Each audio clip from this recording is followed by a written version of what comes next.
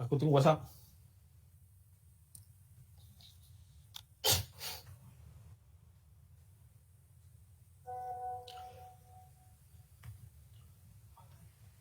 Okey, Assalamualaikum dan selamat petang kepada semua yang menonton hari ini dan juga salam sejahtera. So di petang Jumaat yang penuh barakah ini kita membawakan satu isu latar belakang 73 tahun konflik Israel dan Palestin. Hari ini Impak membawakan sahabat kita Dr.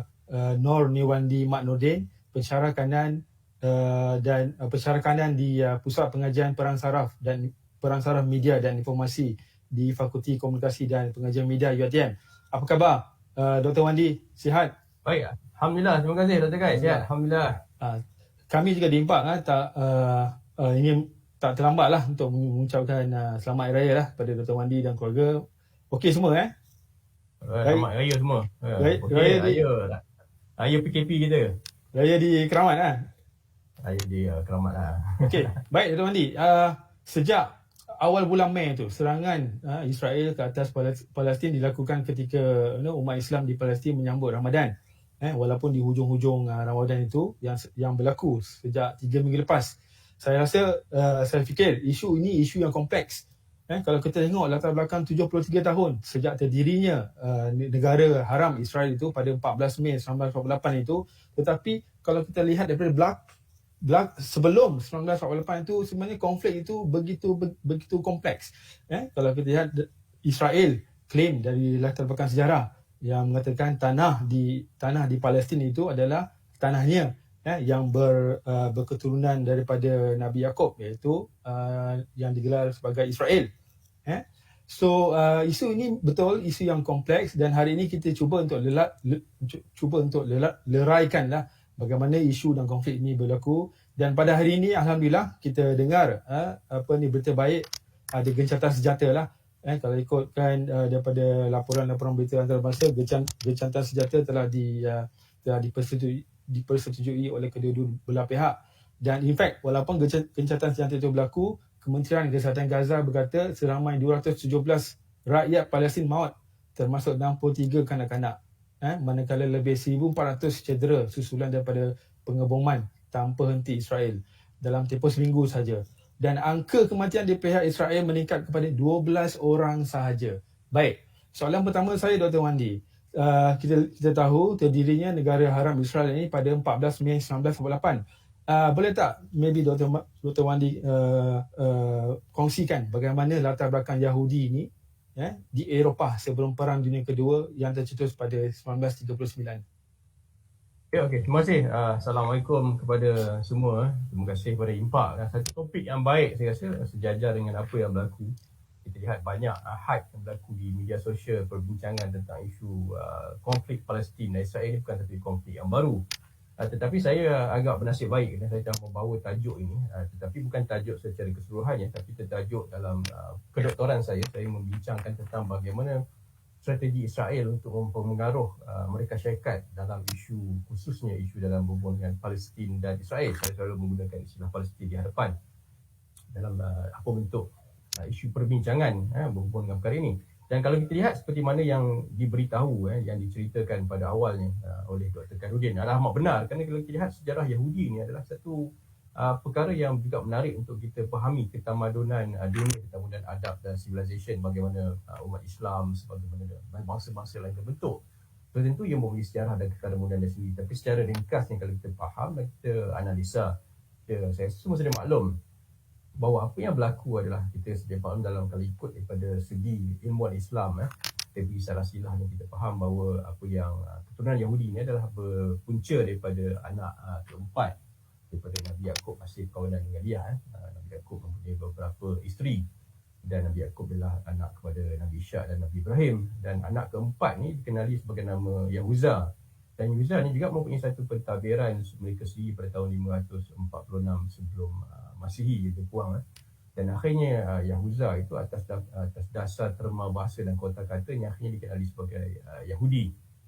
Dan Mereka dah tentu membawa ilmu-ilmu dapat berasaskan kitab Taurat, tapi kita tidak akan membincangkan pakar-pakar dalam bentuk Ketamu dan Keislaman ni lebih berkeupayaan untuk bincangkan. Tapi secara ringkas dari segi salah silah ya, apabila pembawaan itu akhirnya berlaku sedikit penyesatan daripada segi pemahaman kita pada umat Islam, dan akhirnya yang membawa kepada perubahan-perubahan tingkah laku, perubahan-perubahan peradaban, dan membawa pada kumpulan pembentukan salah-salah silah tertentu.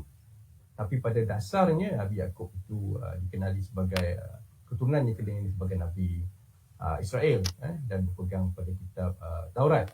Dan Nabi Yaqub ini juga digelar sebagai Israel. Dan ia terus berkembang, dan kita lihat sebab itu bermulalah ketamudan-ketamudan tertentu, merebaknya salah silah tertentu hinggalah berlakunya kejatuhan pada kerajaan Roman pada 70 sebelum Masihi.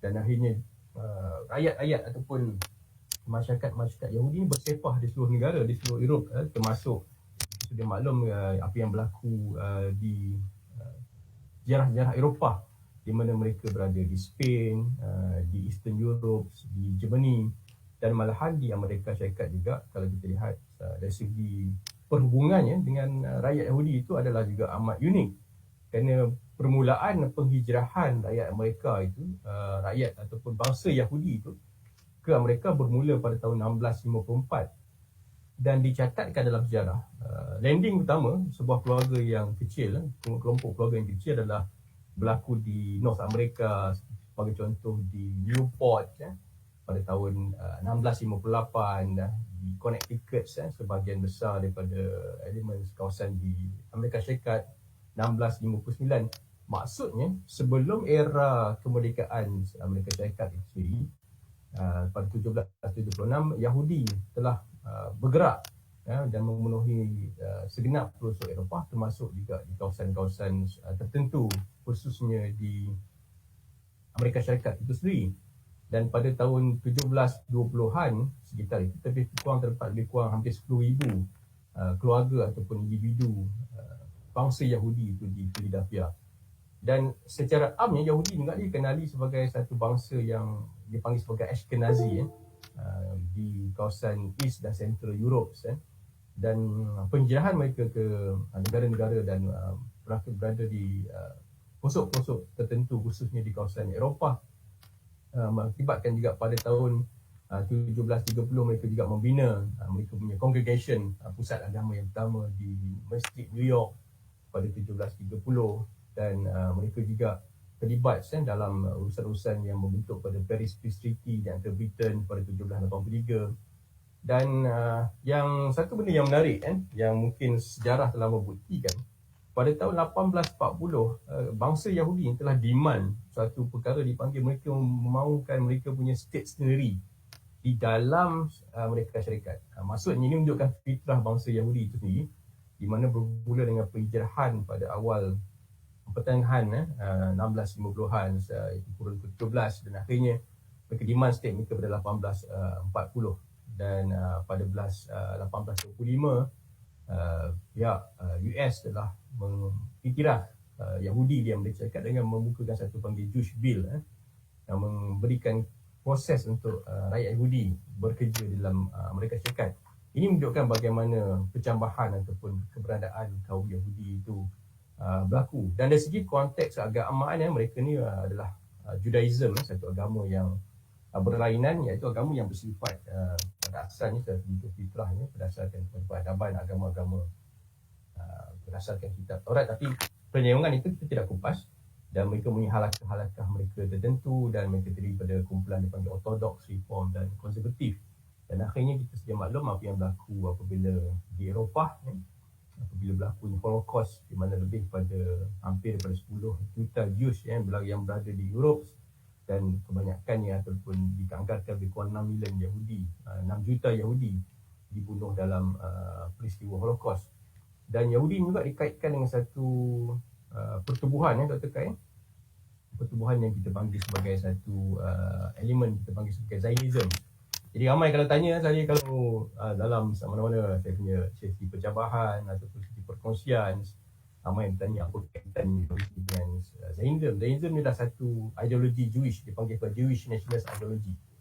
dan sudah tentu pengasas kita kenal Theodor Herzl, dan kita tidak membicarakan tentang apabila saya membicarakan tentang Yahudi, kita tidak suka membicarakan tentang struktur ataupun figura, kerana kita tidak mahu mengangkat dan melambungkan figura mereka, tapi kita sedia maklum mereka terdiri daripada kumpulan-kumpulan strategis, pemikir-pemikir yang sentiasa berfikir bagaimana caranya untuk membentuk elemen-elemen kekuasaan dan elemen-elemen percaturan khusus dalam politik dunia, mengibatkan politik serantau global dan di mana saja mereka berada. Dan pada tahun 1882 bermulalah Aliyah. Aliyah ini adalah pemangkinan satu penghijrahan dilakukan oleh Zionism ke atas negara-negara tertentu, bermula di kawasan Middle East, Palestin, kawasan-kawasan tertentu, dan ia juga merebak pada Aliyah kedua, ketiga dan keempat. Dan pengiktirafan Zionis ini adalah satu perkara yang juga boleh dikatakan satu perkara yang mempunyai satu kaitan rapat, di mana World Zionist Organization ataupun WZO ini telah juga diberikan satu Statute of Covenants, di mana pada tahun 1994 Israel telah memberikan satu pengiktirafan kepada mereka untuk melancarkan propaganda berhubung dengan isu-isu berhubung berkaitan dengan kepentingan Israel. Dan pada tahun 1952 juga terdapat satu statute law dipanggil sebagai Jewish Agency Statute Law, memberikan satu pengiktirafan kuasi governmental in general Israel. Jadi ini merupakan satu pengiktirafan yang diberikan oleh kerajaan Israel kerana ideologi Yahudi itu, Jewish Representational ideologi itu membawa kepada satu bentuk pemikiran. Dan struktur Zionism ni yang dikaitkan yang Jewish, dia mempunyai struktur yang boleh dikatakan berkepentingan dalam memastikan agenda bangsa Yahudi tercapai dengan pelbagai cara. Mereka mempunyai am-am tertentu, termasuk mereka juga mempunyai elemen-elemen paramiliter ataupun militer tertentu yang mengamalkan elemen-elemen berkisarkan konsep terorisme. Mereka mempunyai Eastern Gang mereka, Lehi Groups, mereka punya Haganah Movement, dan mereka juga pernah menenggelamkan kapal yang dipanggil sebagai Patria pada Februari 1942, 24 bulan. Tujuan kapal itu tenggelamkan adalah untuk membuka mata dunia. Mereka menenggelamkan hampir juga kalangan rakyat Yahudi itu sendiri, dan peristiwa ini sebagai satu victimization untuk menunjukkan betapa mereka serius untuk memastikan mereka mendapat satu penempatan baru untuk membela nasib kaum Yahudi yang khususnya telah dibunuh secara sistematik dan kejam berdasarkan proses Holocaust. Dan mereka juga terlibat dalam pembunuhan figura-figura tertentu, khususnya daripada elemen-elemen kumpulan yang anti-British, anti-Zionist, termasuk seorang setiausaha kerajaan British pada masa itu disebut sebagai Lord Moynes, yang membentang polisi-polisi yang berkaitan dengan anti-Zionist.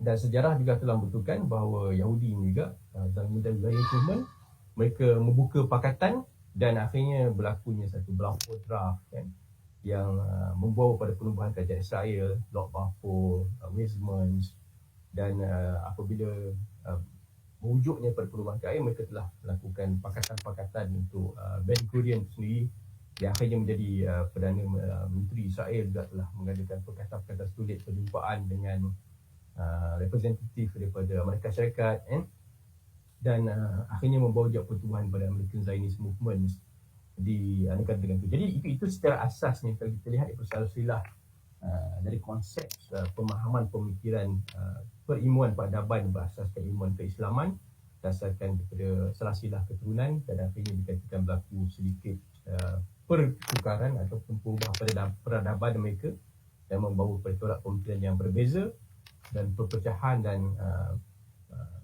pengaliran mereka di kawasan-kawasan seluruh pelosok Eropah. Dan peristiwa Holocaust adalah titik penting dalam kaum Yahudi yang dikatakan membawa kepada satu inisiatif yang menggunakan alasan itu untuk meneruskan kekejaman dan mengambil negara Palestin secara tidak sah.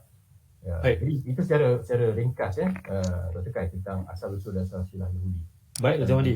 Menarik kalau kita boleh panjangkan lagi isu Holocaust yang dilakukan oleh tentera Jerman atau Nazi atau Hitler itu sendiri, dan itu adalah salah satu turning point atau salah satu alasan untuk bangsa Yahudi ini mencari penempatan yang baru.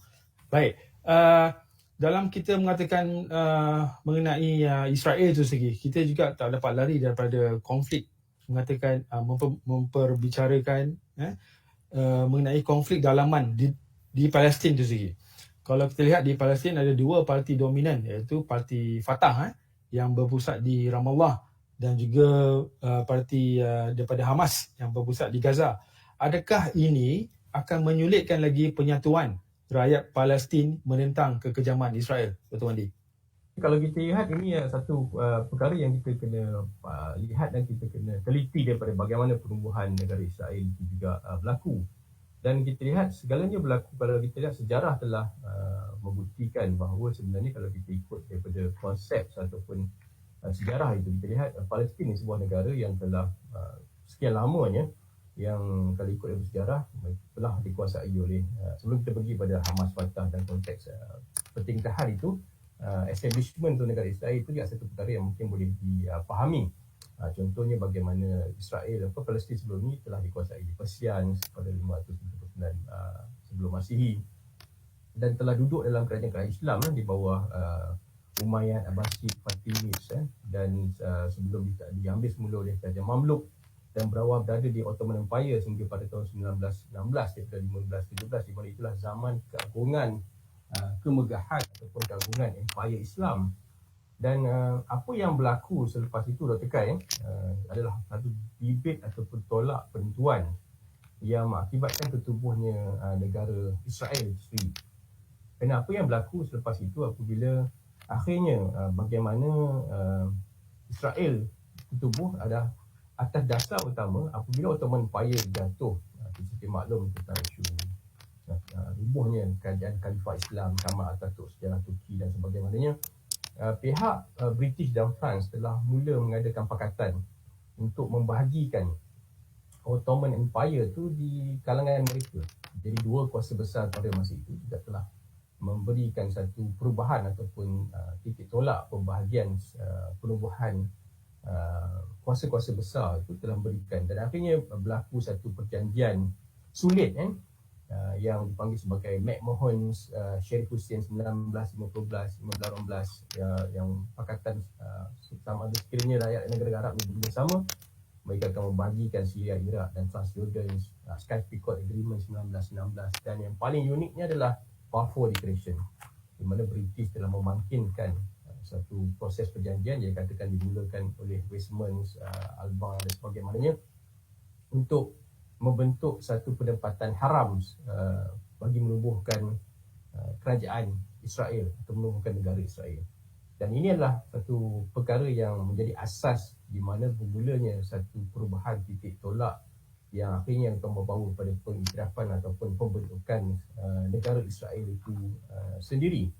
Dan apabila ia berlaku, League of Nations telah ditubuhkan untuk membuat satu partition plan, dan seluruh negara-negara Arab ini telah dibahagi-bahagikan, dan akhirnya negara Arab ini semua merdeka kecuali negara Palestin.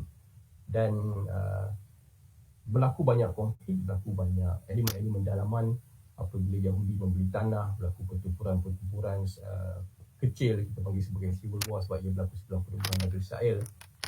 Dan apabila perkara-perkara ini berlaku dan akhirnya wujud kumpulan-kumpulan tertentu sympathizer Zionis dan juga pro perjuangan Palestin yang membantu untuk melihat lebih berkisar kepada perjuangan berhubung negara-negara kebangkitan negara elemen-elemen berhubung dengan perjuangan daripada ini negara-negara pro negara Arab ni sampai telah mendapat kemerdekaan mereka sendiri.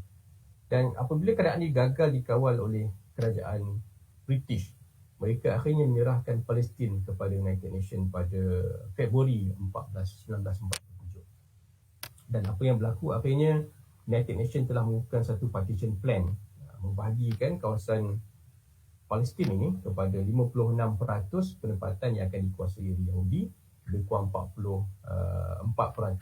sekitar 40% kepada rakyat Palestin, dan Jerusalem diletakkan sebagai international zone. Dan di sinilah bermulanya satu perjuangan ataupun pemahaman dan penolakan untuk memastikan supaya ia tidak tercapai, dan akhirnya berlaku rentetan peperangan Dr. Kai, rentetan peperangan yang berlaku daripada kesan daripada penolakan perkara-perkara seperti ini kesan daripada elemen-elemen berhubung dengan untuk menolak konflik-konflik tertentu.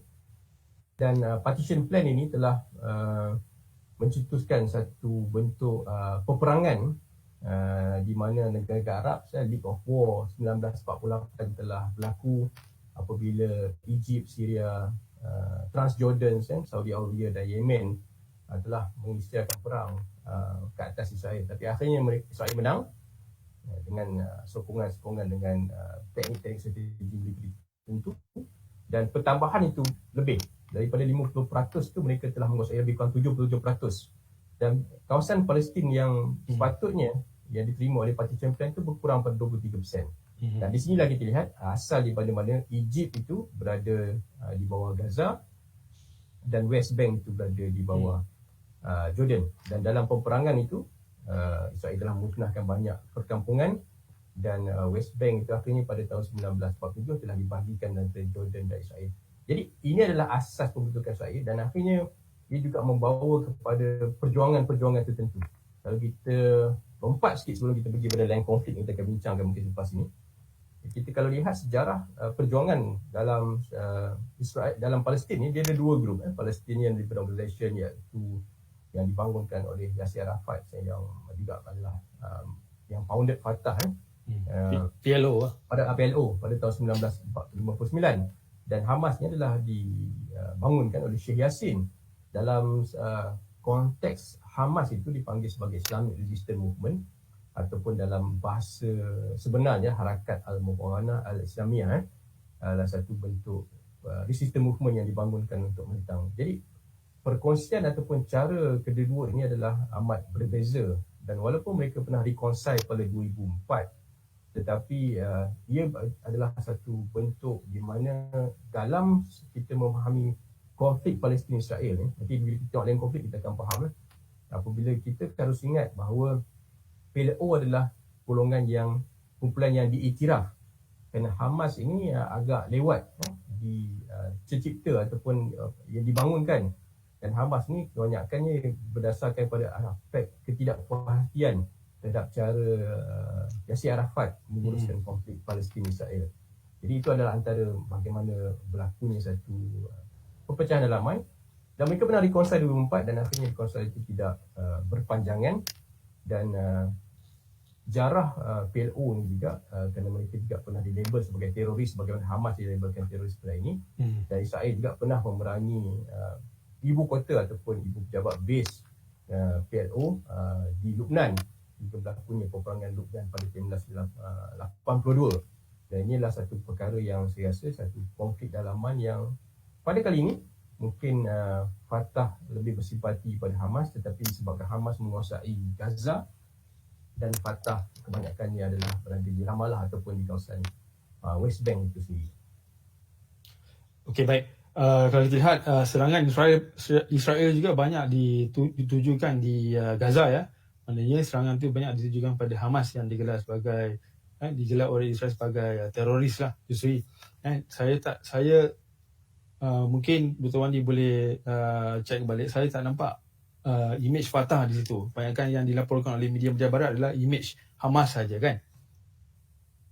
Sebab apa yang berlakunya apabila berlakunya konflik ataupun peperangan di antara Gaza dan Fatah. Kenapa Gaza sering menerima ancaman? Kenapa Gaza sering ditentang ataupun diperangi oleh Israel? Kerana pada dasarnya kalau kita lihat pada sejarah, kalau kita lihat pada konflik yang berlaku dalam Palestin Israel konflik, kita lihat apabila berlakunya partition plan, pembahagian 56 dan 44%, dan akhirnya League of War berlaku, negara Arab menentang, dan Syria, Yemen, Transjordan, Saudi Arabia menentang, dan akhirnya Israel mendapat lebih banyak ruang ataupun lebih banyak tanah daripada sepatutnya apa yang mereka dapat pada peperangan semasa awalnya partition plan itu daripada United Nations, dan akhirnya Gaza dikuasai oleh Egypt, West Bank dikuasai oleh Jordan, dan apabila yang berlaku selepas itu, Egypt merasa tidak puas hati. Jadi apabila Egypt merasa tidak puas hati, Egypt telah melancarkan serangan balas iaitu Egypt telah mengadakan sekatan terhadap terusan Suez Canal yang akhirnya membawa Suez Canal 1956.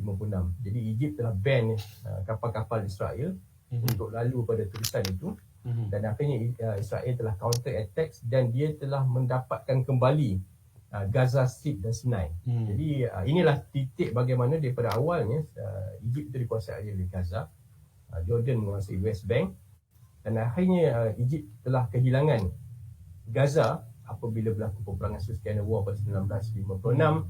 Tetapi akhirnya dengan tekanan-tekanan tertentu, Sinai telah Israel keluar pada Sinai pada tahun 1956 pada lebih kurang 16 Mei. Dan ini membawa pada elemen-elemen di mana ketidakpuhatian itu terus memuncak di kalangan masyarakat negara-negara Arab, dan berlakulah peperangan Six Days War pada 1967. Dan Six Days War ini Israel dia telah melakukan serangan ke Syria dan Jordan. Israel attack Syria dan Jordan, dan Nasir Presiden Egypt pada itu, Nasir telah melakukan serangan balas dan telah melancarkan serangan balas dengan negara-negara Arab tertentu, dan akhirnya mereka kalah.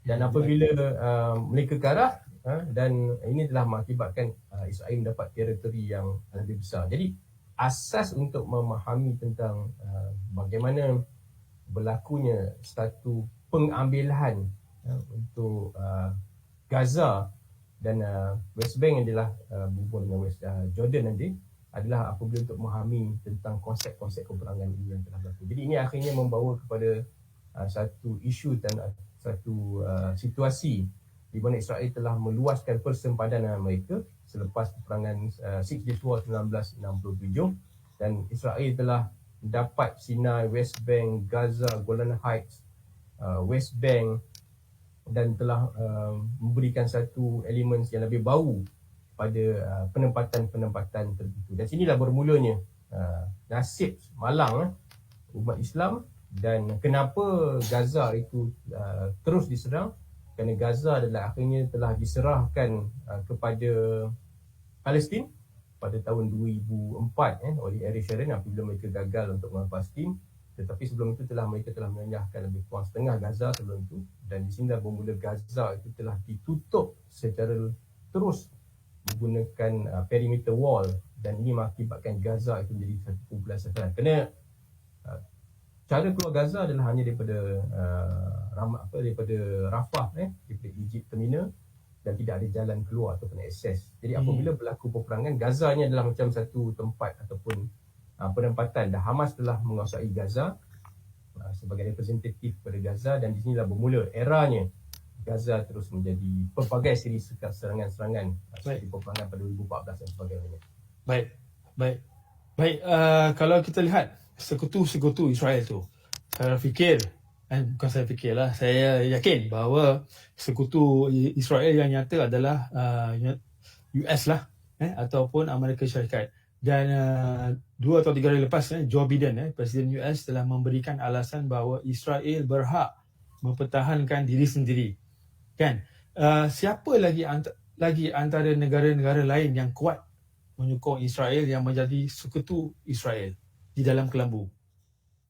Di dalam kelambu kalau kita lihat sebenarnya satu persoalan yang tekan lontarkan memang menarik. Kalau kita lihat, kalau kekuatan Israel ni, kalau kita kaji pada cara susunan atur dan cara elemen yang berlaku dalam konteks peperangan antara Palestin dan Israel ni, dia punya hubung kait dengan satu elemen geostrategik yang berpaksikan kepada Amerika Syarikat.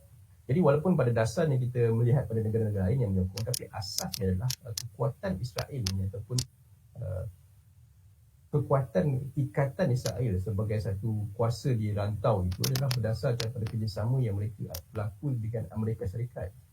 Dan ini bermula, kalau kita lihat balik daripada proses-proses bagaimana ia berlaku, kita lihat dua konsep utama yang berlaku apabila Israel ni telah menjadi satu tumpuan geostrategik. Kerana ia bermula pada era Truman itu sendiri. Di mana pada era Truman itu, Presiden US pada ketika dan pada masa itu juga telah melihat bahawa kepentingan untuk melihat Israel ini sebagai satu geostrategik untuk mengatasi pengaruh Soviet yang dilihat semakin membimbangkan di kawasan itu. Dan ini juga yang boleh sentuh kalau kita campur adukkan dalam perbincangan tentang bagaimana Yahudi pada kebangkitan Yahudi juga terus menggunakan elemen-elemen tertentu untuk mempengaruhi sekutu-sekutu masyarakat pada masa dan ketika itu. Dan ia dimungkinkan ataupun ia naik secara agak drastik sokongan itu berlaku pada elemen Kennedy di mana vote ataupun undi Yahudi itu telah berjaya memenangi Kennedy dalam pilihan raya. Dan akhirnya satu perkara yang unik telah berlaku, Israel yang pada masa dan ketika itu lebih kepada memiliki satu proses pengolehan persenjataan daripada France dan Rusia telah berubah untuk memiliki satu bentuk elemen persenjataan daripada negara US itu sendiri. Dan pada 1962 kita sejarah persenjataan dunia telah melihat bagaimana persenjataan moden seperti Hawk, anti-tank missile dan bomber tentu telah mula dijual kepada Israel khususnya untuk menangi Six Days War. Apabila Six Days War itu berlaku, negara Arab lebih kecenderungan untuk mendapatkan peralatan aset militeri daripada negara Soviet dan daripada Rusia dan telah tentunya Israel berpaksikan kepada US. Jadi peralihan ini telah membawa kepada percambahan dan pembentukan military groups dan tertentu. Dan seperkara unik yang apabila negara sekutu ini melihat, kita harus ingat affiliation itu akan berlaku kembali pada blocks di mana alliances antara negara-negara sekutu Amerika, yang khususnya negara-negara Eropah, juga negara sekutu daripada Soviet Union. Dan ini akan membawa pada kecenderungan untuk satu bentuk sokongan Amerika Syarikat terhadap Israel adalah berlaku dan bermula dengan faktor-faktor yang bersifat sebagai strategic cooperations di mana mereka telah menubuhkan satu memorandums of understanding 1981, 83 dan 88. Dan Israel telah mula menerima 3 bilion bantuan secara tahunan terhadap untuk membangunkan military asset mereka. Jadi memorandum of strategic cooperation ini telah mengikat satu bentuk perundangan dalam elemen-elemen persenjataan dan Israel juga telah diiktiraf. Ini perkara yang dimulakan oleh US menjawab pada soalan Dr. Kai bahawa Israel seolah-olah telah mendapat sokongan seluruh rakyat ataupun seluruh negara-negara dalam NATO kerana Israel telah diletakkan di bawah oleh US sebagai salah satu sebuah negara major NATO non-ally MNNA, dan ini telah diputuskan dalam perundangan Israel. Jadi telah membolehkan Israel mendapat kontrak advanced weapon, stealth dan bagaimana elemen-elemen perkara-perkara yang tertentu. Jadi ini lebih pada geostrategic interest dan juga daripada proxy ataupun unsur-unsur yang dilakukan oleh Yahudi dalam pentadbiran Amerika Syarikat dan secara strategik. Kalau nak panjangkan, kita boleh panjangkan lepas ni. Mungkin saya boleh huraikan bagaimana ia dilakukan dengan secara strategik oleh kumpulan-kumpulan pendesak melalui kaedah-kaedah tertentu. Baik. Sekutu atau sokongan itu bukan hanya datang dari segi politik ataupun kewangan, tetapi yang nyatanya adalah, yang paling nyata adalah dari segi persenjataan dan mungkin saya boleh tambah sikit, sekutu bagi Palestin yang nyata dari segi military atau dari segi aset itu segi, adakah dia ada di luar kawasan Palestin itu seperti di Egypt ataupun Jordan, Syria atau Rusia? Kita sedia maklum bahawa ini satu perkara yang juga menjadi satu perbualan dunia perisikan pada masa kini. Dan Dr. Kai punya soalan ini juga ditanyakan dalam bincangkan dalam elemen-elemen perisikan kerana bagaimana Hamas pada kali ini telah berjaya melancarkan satu jumlah roket yang agak besar berbanding pada peperangan dengan Gaza, Israel pada 2014. Dan ini memberikan satu bentuk pertanyaan kepada masyarakat dunia sama ada secret tunnel itu wujud dan bentuk sokongan daripada negara-negara sympathizer ini. Dan kita tahu kuasa-kuasa besar negara-negara Arab juga telah memiliki perolehan senjata, tetapi pada dasarnya kalau kita lihat negara-negara Arab ini kebanyakan perolehan senjata daripada Egypt, Arab Saudi datang daripada US. Jadi berkemungkinan itu akan dapat dibuktikan sebagai satu tempoh jangka masa, dan kita kena ingat mungkin inilah juga memberi satu perkara baru untuk diteliti dalam dunia antarabangsa, kemampuan bagaimana pejuang-pejuang Hamas ini telah berjaya melancarkan sasaran yang cukup baik, telah berjaya mewujudkan satu elemen ketakutan Kerana kita lihat Israel dia lebih mudah. Kerana Israel ni mereka telah berjaya meyakinkan US. Ni ramai yang perlu ambil maklum dan beri perhatian. Mungkin bila satu kajian menarik, Israel telah berjaya untuk meyakinkan US di mana Israel telah mewujudkan elemen persenjataan bertekai bukan dengan hanya berbentuk theoretical ataupun perjanjian biasa. Mereka telah menandatangani elemen-elemen tertentu dan benda ini telah diwatakan dalam perjanjian-perjanjian yang diluluskan oleh Kongres dalam Amerika Syarikat.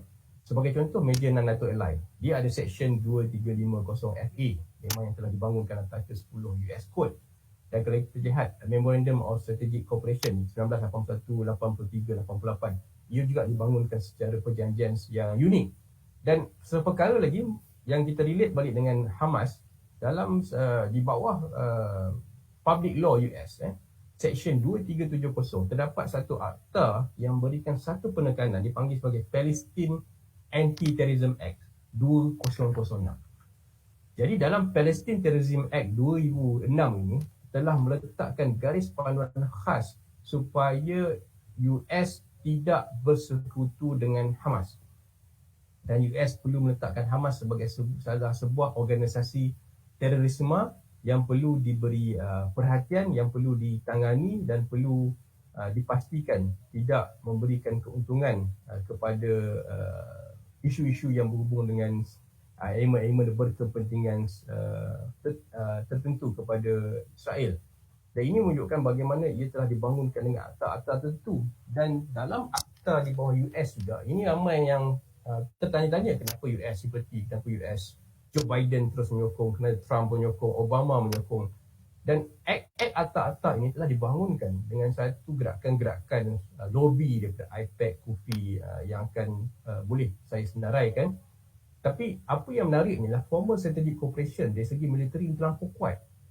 Dan satu peristilahan dalam persenjataan yang akan menarik minat ramai untuk terus mengetahui dia, mereka boleh try Google, cari dalam jurnal adalah isu berhubung dengan kita panggil sebagai QME.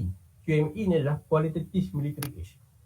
Dan dalam satu perundangan yang telah juga ditangani oleh Obama agak awal dalam 2012, Sections 2165 United States Enhanced Security Strategic Cooperation Act yang dibangunkan semasa zaman Obama ditangani di Oval Office pada 2012. Dalam section itu jelas mengatakan bahawa Israel perlu mempertahankan, US perlu mempertahankan Israel dan Israel perlu diberi perhatian dalam QME. So apa itu QME? Qualitative Military Age adalah dalam apa jua keadaan, dalam apa jua perkara, US harus memastikan stockpile persenjataan yang dimiliki oleh Israel harus lebih advance, harus lebih moden daripada mana-mana negara serantau.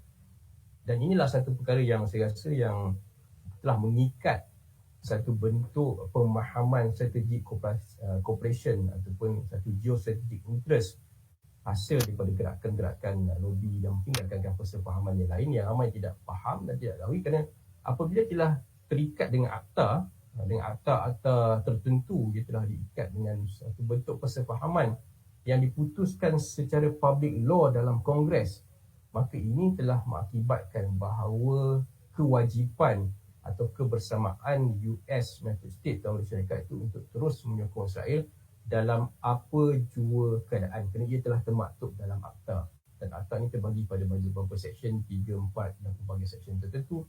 Dan setiap section itu telah menggariskan apa yang diperlukan dilakukan oleh negara US dalam memastikan elemen-elemen tertentu berhubung dengan geostrategic cooperation, berhubung dengan akta-akta ini telah dipenuhi dan telah dibangunkan.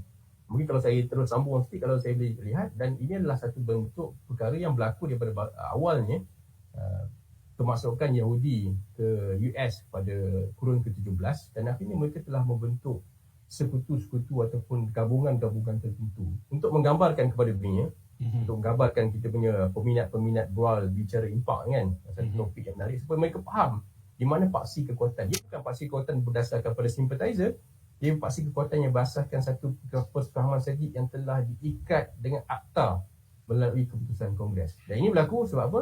Mempunyai satu AZM, American Zionist Movement, yang bermula daripada penubuhan World Zionist Organization Ia juga bermula pada satu kumpulan pendesak yang dipanggil sebagai Christian United for Israel, Kufi IPAC. Kita sudah maklum dan dalam IPAC ni ada YNAB ni kumpulan pendesak. Kita ada Israel Diaspora, Evangelical Group, dia adalah section daripada Protestants yang akhirnya membuka satu proses kerjasama yang berterusan dan satu strategic cooperation yang terlalu kuat sebenarnya untuk dielakkan. Jadi kalau kita faham perkara ni, perkara pokok ni, maka kita lihat seolah-olah tidak ada apa yang boleh dilakukan. Tidak ada apa yang boleh dilakukan untuk memutuskan rantaian sokongan di antara United States, Amerika Syarikat dan Israel dan rakan-rakan sekutu affiliation yang berada di sekitar dengan pengaruh dan sokongan di bawah Amerika Syarikat itu sendiri. Bagaimana pula dengan pengaruh daripada China, kuasa-kuasa besar seperti China dan Rusia?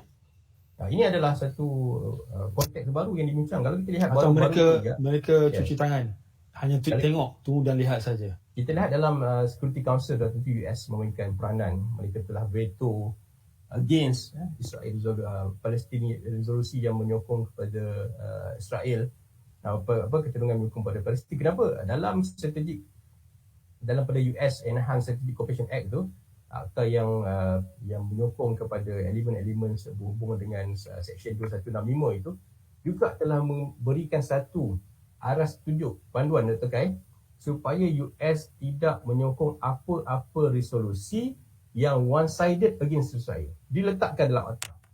Jadi macam mana mereka hendak bertindak apabila PBB ataupun United Nations bersidang? Tentu mereka akan terikat dengan akta yang telah dibentuk ini. Jadi ini satu perkara sebenarnya yang sudah tentu tidak akan. Jadi apa yang boleh dimaksudkan ataupun dikatakan oleh terkait, kita lihat kecenderungan China pada baru-baru ini adalah lebih cenderung untuk turut campur secara diplomasi sejak awal dalam konteks peperangan di antara Gaza dan Israel. China telah mula memainkan peranan dengan meluahkan kejahatan-kejahatan itu, mengecam dan menyelas secara diplomasi.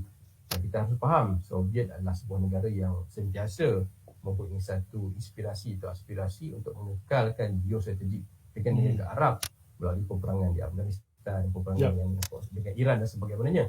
Jadi inilah salah satu tanda perkara yang sebenarnya bukan satu idealistik yang mungkin pada hujung kita boleh bicarakan bagaimana untuk melihat kepada penyelesaian konflik ini.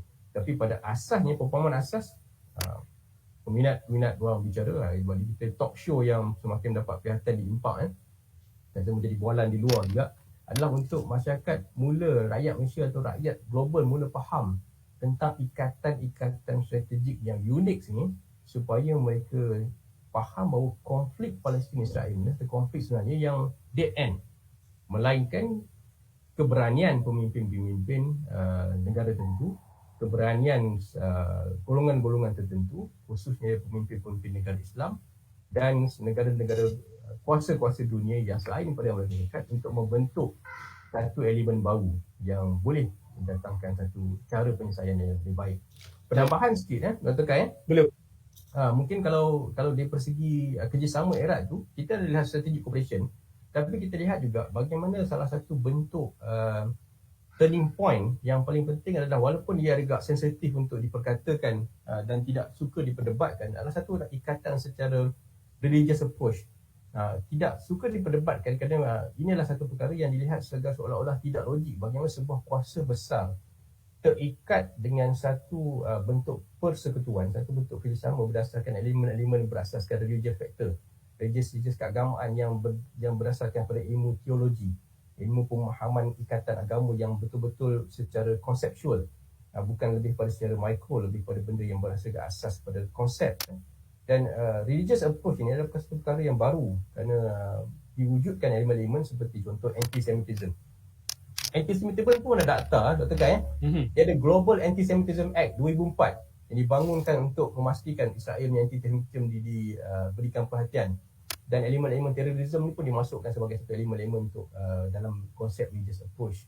Dan banyak perkara-perkara, dan akhirnya yang kemuncaknya apabila berlaku satu elemen persefahaman dipanggil sebagai Judeo-Christianity, di mana Judaism dan Christianity itu telah digabungkan seolah-olah menjadi satu fahaman baru yang membolehkan supaya pergerakan ataupun apa-apa hubungan dalam konteks memastikan Israel itu terus diberi perhatian dan terus diletakkan sebagai keutamaan dalam apa-apa polisi luar, dalam apa-apa pembangunan adalah berdasarkan daripada religious approach ini. Kita tidak akan membicarakan secara detail, tapi itu adalah antara konteks utama bagaimana ikatan ini berlaku. Baik, menarik tu anti-semantik Right. So soalan seterusnya Dr. Wandi. Kita balik pula dalam situasi kita di Malaysia ni. Kalau kita lihat term atau strategi troll yang digunakan oleh rakyat Malaysia memang betul lah, mereka tak boleh pergi sana dan mengangkat senjata. Tapi saya fikir usaha-usaha untuk troll di dalam beberapa di dalam social media untuk menyerang bagi moral support kepada rakyat Palestin dalam social media melalui troll, saya fikir adalah salah satu usaha yang murni lah bagi saya. Tetapi kalau dilakukan secara keterlaluan, dan ini juga akan expose kepada cyber attack bagi pihak Israel. Adakah usaha-usaha cara-cara troll ini, contoh macam Israel koyak dan sebagainya, adalah langkah yang bijak setakat ini bagi rakyat Malaysia?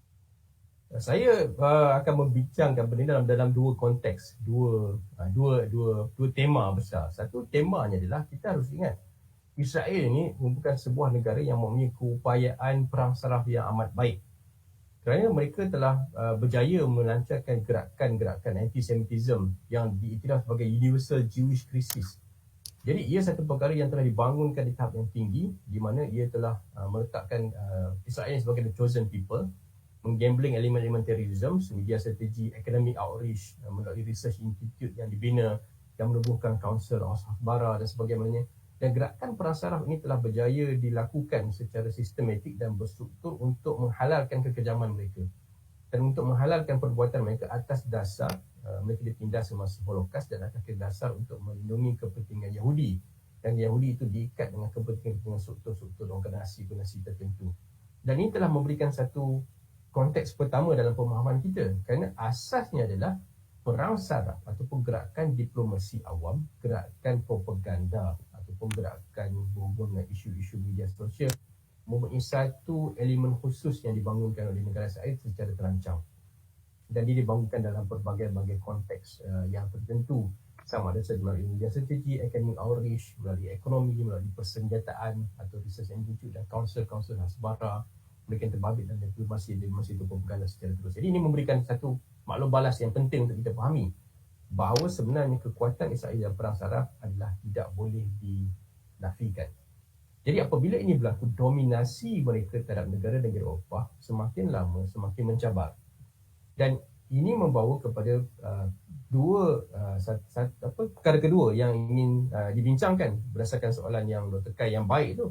Kerana apabila berlaku serangan kali ini, kita rakyat Malaysia telah bersolidariti dan telah berjaya membawa satu keapungan media sosial yang sukar untuk dipahami dalam konteks sebuah negara Islam seperti Malaysia, sehingga kita telah juga diletakkan sebagai salah sebuah negara yang menimbulkan ancaman dan sebagai Hamas sympathizer baru-baru dengan statement yang dikeluarkan oleh IDF. Dan apabila ini berlaku, ini adalah kerana salah satunya, walaupun kita tidak boleh beri kredit kepada mereka kerana mereka bergerak sebagai state actor dan mereka tidak mewakili negara, tapi atas dasar menentang kekejaman Israel, ini mungkin perkara yang dibangunkan oleh kumpulan-kumpulan seperti ini. Koyak Israel telah menjadi satu perkara yang telah diiktiraf, dan kita lihat hacker Malaysia ini bukan satu pengiktirafan, tapi menceritakan bagaimana sifat solidariti itu telah memberikan satu kekuasaan, dan akhirnya ia telah diiktiraf. Dan saya rasa benda ini akan masuk jurnal dan akan dibincangkan dalam media-media, dalam jurnal-jurnal persikat, jurnal keselamatan. Sebedil dilancar oleh 3 kumpulan utama, Dragon Force Malaysia, Angus dan Relax View, dan ada kumpulan tertentu telah berjaya mengapungkan dan melepasi penetrasi awal keselamatan cyber, walaupun sejauh mana kebersekanan itu tidak dipastikan. Dan asymmetrical warfare ni, cyber asymmetrical attack ni, peperangan asimetri cyber ni telah diiktiraf sebagai 10 risk utama. Dan Israel mempunyai defend untuk biar ni. Jadi apabila berlakunya satu percubaan, Israel koyak diiktiraf dan berlakunya satu percubaan secara proses hacking, dia telah membuka sebenarnya satu mata dunia tentang keupayaan media sosial khususnya pada rakyat Malaysia. Jadi inilah benda yang perlu diiktiraf. Dan untuk menjawab soalan sama ada ia bagus atau tidak, ia berjaya. Dan sudah tentu akan ada tindak balas. Sudah tentu akan ada retaliation daripada perkara ini. Dan retaliation ini berlaku kenapa? Kerana kita harus ingat, walaupun perkara ini perlu diteruskan, ia perlukan sedik, kita simpan dulu kupasan itu. Kerana Israel ini adalah salah sebuah negara yang mempunyai satu elemen keselamatan siber yang amat tinggi. Dan kalau kita lihat dalam keupayaan secara teknikal, Dr. Kai, ini fakta technicality, Israel mempunyai OFAC 19, OFAC 16. OFAC ni adalah sebuah satellite perisian reconnaissance untuk membuat teknik-teknik perisian atau elemen-elemen untuk memantau bagi memastikan keselamatan Israel. Jadi apabila ini dipahami, maka kita tahu Israel mempunyai satu cyber warfare capability yang amat tinggi. Dan Israel juga berjaya diiktiraf ataupun telah diiktiraf apabila mereka adalah sebuah negara awal yang melancarkan, lepas itu banyak lagi rangkaian digital weapon pertama iaitu Stuxnet. Stuxnet ni adalah computer virus worm yang menyerang perisian-perisian Iran, khusus terlibat dalam elemen-elemen untuk menyah data pengambilan pilihan dan sabotaj dalam sistem perisian berasaskan nuklear. Dan mereka mempunyai National Cyber Security, organisasi tertentu, Tehila, LISA, dan satu unit khas dipanggil sebagai unit 8200, unit 82100. Dan kita bukan tak menggagungkan Israel, tapi untuk memberitahu bahawa sebenarnya keupayaan Israel, cyber defense mereka berada pada tahap yang tinggi. Jadi apabila ini berlaku, sudah tentu ia akan juga memberi sedikit kesan kepada aspirasi atau possibility yang dilakukan oleh rakyat Malaysia. Tapi ini tidak maksud kita harus takut dan gentar, tapi kita harus faham apakah langkah-langkah perlindungan diri. Jadi untuk menjawab sama ada dia sesuai dilakukan pada masa ini, strategi itu perlu berubah.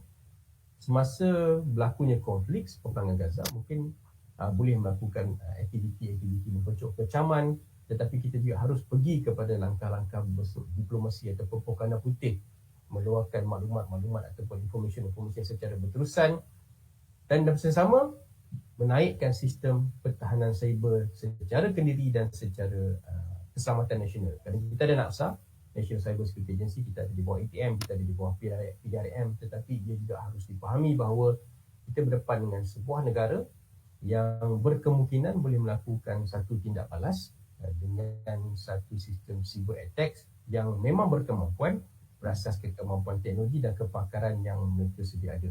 Jadi ini bukan satu perkara yang perlu dianalisa dan diteliti supaya strategik game dalam media sosial itu boleh dilakukan secara berterusan. Kerana kita tahu Dr. Kai, habis ceasefire ni dia akan senyap kan? Dan saya rasa Dr. Kai pada simpan soalan macam mana nak menyelesaikan. Tapi untuk kupas soalan kali ini, inilah kita harus faham keupayaan asas Israel. Bukan asas keupayaan besar Israel. Dan antara cyber attack yang mungkin berlaku adalah yang telah berlaku, yang mungkin akan terus menjadi satu modus operandi yang utama adalah cyber attack yang berdasarkan proxy. Proxy ni menggunakan teknik phishing. Jadi jaga, kalau dapat SMS ada link jangan klik. Kalau ada tawaran-tawaran percuma, iklan-iklan hebahan, jangan klik. Dan pastikan kita ada two-step authentication, macam yang WhatsApp ada two-step authentication. Kita jangan klik laman web dari pihak ketiga. Saya rasa kalau di bawah teknologi computer science dan sebagainya, mereka juga telah mula bincang. Kalau dia fakulti kan, FSKM. Dan inilah perkara asas yang kita tahu supaya kita at least mempunyai satu keupayaan kediri, supaya keseronokan untuk bersolidaritas ini boleh diteruskan tapi dengan lebih secara berstrategi. Dan inilah asas keupayaan yang boleh melakukan satu tindak balas dan akhirnya memberikan satu perkara yang perlu dipahami. Tapi kita kena akur dan kita kena juga mengiktiraf kemampuan NACSA dan agensi yang berkaitan dengan security cyber di dalam negara. Baik, ancaman cyber attack ni juga saya ingat 2-3 bulan lepas daripada North Korea, isu mengenai kedutaan dan sebagainya, dan kali ini ancaman dari segi Israel. Dan saya setuju dengan dan state actor tu. Solidarity ni saya fikir dia perlu lebih organik. Mula-mula dia black, hashtag koyak dan sebagainya, lepas tu dia jadi grey, lepas tu dia jadi white. Dia tak boleh black, kita hentam ni 24 jam 1 bulan kan. So sekarang ni kita ada grace period. Saya rasa gencatan senjata ni adalah yang terbaik lah untuk kita bagi white pula dalam perang saraf dan gerak saraf pula. Instead of kita hentam saja dan sebagainya. Itu satu usaha yang kita perlu pujilah. Dan saya rasa mereka tidak dibayar oleh kerajaan. Mereka dia sebenarnya Dr. Kai, sebenarnya kalau benda ini boleh dimungkinkan oleh academic institution, kerana benda ini bukan rahsia. Kerana Israel memang menggunakan academic outreach. Mereka menggunakan universiti untuk mendapatkan support bagi membentung antisemitism, menggunakan Israel diaspora, hasbara dalam universiti atau parlimen sentuh. Kita punya banyak agensi-agensi berkepentingan, FINAS, agensi-agensi fakulti berkepentingan. Kita dengar kalau sahabat-sahabat daripada properti kita. Cuma bagaimana kalau kita menggunakan white propaganda, maka ia bukan perkara yang menyalahi ataupun tidak beretika. Kerana saya juga pernah menulis tulisan, kalau boleh Google propaganda putih atas yang saya cakap tentang isu ni. Masa mula-mula perang saya dah kata propaganda putih dan salah satu solusi, kerana saya nampak bahawa kita harus menggunakan teknik yang sama yang diaplikasikan oleh Israel dengan konsep hasbara dan konsep menggunakan academic outreach dan sebagainya. Mereka memang menggunakan novel, mereka menggunakan teater, mereka menggunakan secara white, secara putih. Dan bukan hanya menggunakan teknik-teknik operasi-operasi covert, operasi black dan green sebagai modus operandi utama. Dan mereka punya satu unit yang menggerakkan sistem secara sistematik propaganda putih ni, dengan menggunakan elemen lagu, menggunakan elemen filem dan sebagainya untuk mengubah persepsi tentang antisemitism dan sokongan terhadap penubuhan negara Israel itu sendiri. Jadi inilah satu perkara yang perlu dipelajari oleh pelayan media sosial dan perlu diambil perhatian oleh mereka yang mempunyai decision maker di peringkat penerangan, di peringkat universiti, di peringkat kumpulan-kumpulan agensi yang boleh membangunkan perkara ini secara nyata. Dan pembangunan ini adalah pembangunan yang tidak menyalahi sentimen etika, perundangan dan juga elemen-elemen dalam konteks penyiaran penerbitan, dan malah juga boleh digunakan sebagai teras utama bagi membentuk diplomasi berterusan. Baik, Dr. Wadi, terima kasih. Baik, sebelum kita tanyakan mengenai gencatan senjata, saya nak tanya mengenai peranan Malaysia dalam konflik Israel dan Palestin ni dan cadangan penyelesaian konflik pada masa hadapan. Saya rasa ni soalan yang paling saya rasa dinantikan oleh semua orang. Terima kasih Dr. Kai tanya soalan ni. Sebab ramai dah start tanya, so what's next kan? 2014 peperangan yang teruk, kita kena ingat juga semasa proses kekejaman lebih kurang 20 massacre, pembunuhan kejam dilakukan oleh Israel. Semasa Israel nak ditubuhkan sebelum peristiwa Nakba, itu peristiwa untuk membebaskan Palestin merdeka. Palestin, kita kena ingat Di Yassin ni salah satu massacre yang paling operasi teruk. Dan mereka ada Operation Pellet B, Operation Pellet yang berlaku, dan Operation Kaslit. Operation Kaslit ni pada 2008 di Gaza, habis kurang 1,000 lebih terbunuh. Dan saya melangkah banyak operasi-operasi ketenteraan, sama ada sebelum penubuhan Israel menggunakan elemen-elemen militer Zionis yang telah melakukan pelbagai massacre untuk melakukan elemen deterrence dan ketakutan. Jadi pada kali ini, setelah berlaku gencatan senjata, apakah sebenarnya situasi yang akan berlaku? Di sinilah kita harus memahami aspek-aspek berbau teknikal dan struktur asas governance dunia. Kerana sebagai pemikir akademik, sebagai perkara-perkara yang perlu melihat perkara dalam satu konteks yang lebih besar, kita harus ingat bahawa kalau kita faham sejarah sokongan ataupun elemen sokongan nyata di antara US dan Israel, belum terlihat tidak ada ruang. Maksudnya, di dalam United States Israel Enhanced Security Cooperation Act yang telah digariskan, dan di dalam penggarisan ini telah diletakkan secara nyata bahawa Seksyen 2165 ini, Israel kena menentang apa-apa resolusi yang dilihat sebagai one-sided terhadap Israel. US kena menuntut. Jadi kalau ini berlaku, maksudnya tidak ada ruang dalam Security Council untuk melakukan apa-apa resolusi, kerana US akan sentiasa veto against apa-apa resolusi yang dilihat tidak menyokong kepada kepentingan Israel. Jadi ini memerlukan satu bentuk penyelesaian jangka panjang, penyelesaian yang lebih besar, walaupun ialah satu tall order. Dan saya mula membawakan perkara ini untuk dibincangkan adalah untuk melakukan proses intervention, humanitarian intervention. Humanitarian intervention ni kalau ikut United Nations Charter ni hanya boleh berlaku dalam perkara 7, Chapter 7, Section 51 self defense, betul ada perkara Section 42, 44, 43 dan sebagainya. Tetapi NATO telah mewujudkan Security Council Malaysia dan melakukan activation orders dan telah mengambil langkah untuk melakukan pencegahan pembunuhan terhadap golongan Albania dengan melancarkan satu activation orders. Jadi kita lihat wujud satu elemen dalam NATO dan dalam United Nations yang tidak ada struktur itu dalam OIC. Tidak ada struktur dalam ASEAN tambahan pula. Jadi apa yang perlu dilakukan? Sudah tibanya Malaysia memopori mungkin langkah cadangan untuk memetik punca kuasa Security Council yang lain seperti Russia dan China dengan kuasa-kuasa besar Islam seperti Pakistan dan Turki untuk mula memangkinkan satu bentuk elemen yang sama seolah-olah satu Security Council yang baru yang mungkin dibina dalam satu struktur tidak kira OIC atau bergantikan OIC tidak kesan ataupun dalam bentuk Asia region atau sebagainya atau satu bentuk konglomerat ataupun kesatuan baru supaya mempunyai keupayaan untuk melancarkan ataupun untuk menghasilkan satu bentuk intervensi secara tangible, secara nyata. Kerana ia adalah satu perkara yang perlu dimakinkan pada ini dan pada ketika ini dan melakukan secara sekarang. Dan sudah tentu apabila ia ada, barulah secara teknikalnya Palestin akan mendapat peringatan dunia. Kerana Palestin tidak ada dalam, tidak dikira walaupun Palestin telah Palestine Declaration telah mengiktiraf negara Palestin dan kita mengiktiraf negara Palestin, tetapi iktirafan negara Palestin ini tidak diiktiraf oleh negara-negara lain, khususnya daripada United Nations. Jadi ini perkara merupakan satu solusi yang perlu dimakinkan dan perlu dilakukan. Bila tidak, kita hanya akan dibahas ketawa je lah.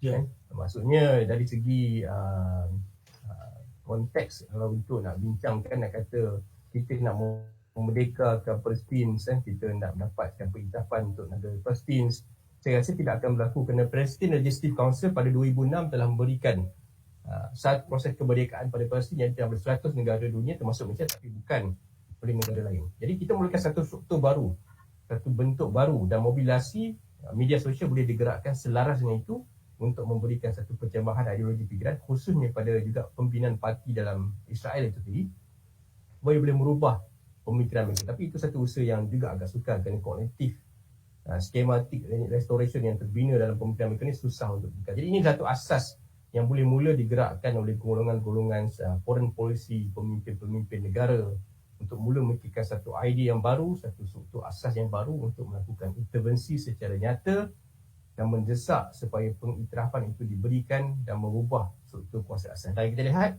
di sinilah kecenderungan China dalam isu Palestin juga atas dasar untuk kepentingan geostrategik mereka di antara Amerika Syarikat dan China juga boleh diambil sebagai satu peluang untuk Malaysia memangkin kepada proses solusi jangka panjang. Jika tidak, kita hanya akan boleh kutip dana bantu, kita hanya boleh melakukan proses dalam media sosial, kita hanya boleh terus melakukan perkara yang telah berlaku selama 73 tahun sesuai dengan topik yang impak baru kali ini, memahami apa yang berlaku selama 73 tahun dan dia tidak akan selesai sampai bila-bila.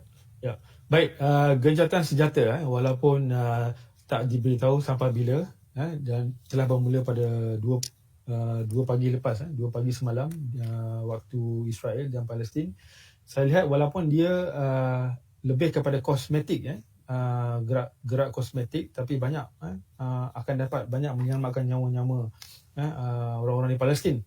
Dan dalam masa mungkin 2 minggu ni, apakah jalan terbaik bagi PBB untuk menyelesaikan, untuk mengambil manfaat daripada gencatan senjata ini? Saya rasa perkara yang paling akan dilakukan adalah sebagai satu asas utama adalah dengan memberikan satu aspek kemanusiaan, bantuan untuk membangunkan Semula Gaza. Pada 2014 kita harus ingat Gaza dibangunkan, dan ini juga merupakan satu perkara yang telah dikatakan satu proses yang berlaku secara rotation. Cuma span masa dia tu kali ni agak jauh, 2014 dengan 2021 kan? Tapi akhirnya pembangunan itu akan dilakukan dan Gaza akan terus memberi bantuan kemanusiaan dan desakan daripada negara-negara luar akan mungkin membuka pada pintu di Rafah, di Egypt akan membuka untuk menyerukan bantuan-bantuan tertentu, dan ia akan mungkin satu repetition pada perkara sama. Dan sudah tentu perkara ini amat-amat dilakukan sebagai kita yang menciptakan keamanan. Tapi untuk solusi jangka panjang-panjang, gencatan senjata ini adalah gencatan senjata yang hanya bersifat sementara yang akan memberikan kelegaan pada penduduk Palestin dan juga mengurangkan keresahan dunia. Terutama kita yang sedih untuk lihat kadar kematian 200 lebih yang berlaku di Palestin dan kemusnahannya amat teruk. Saya juga merasakan ini satu perkara yang akan dihargai oleh semua dunia dan PBB akan memegang peranan Tetapi langkah selepas itu adalah perkara yang terus akan menjadi satu perkara yang tidak berjaya diselesaikan, dan kita tidak tahu apakah sebenarnya selepas ini dan setakat mana Gencatan Senjata ini boleh bertahan. Baik, Dr. Wandi. Terima kasih kepada Dr. Nurwandi Mat Nordin, pensyarah kandang pengajian Pusat Perang Saraf Media dan Informasi, Fakulti Komunikasi dan Pengajian Media. Dan insyaAllah kita akan jemput lagi Dr. Wandi dalam isu-isu yang menarik yang berkaitan dengan Israel dan Palestin. Dan mungkin selepas ini kita akan kupas isu Holocaust, insyaAllah. Boleh ke Dr. Wandi? Boleh, insyaAllah. Menarik tu kalau kita nak perincikan di situ. Baik tuan-tuan dan puan-puan, terima kasih kerana menonton siri ke-11 Bual dan Impak. InsyaAllah kita akan bertemu lagi di lain hari dan lain rancangan. InsyaAllah. Assalamualaikum. Assalamualaikum.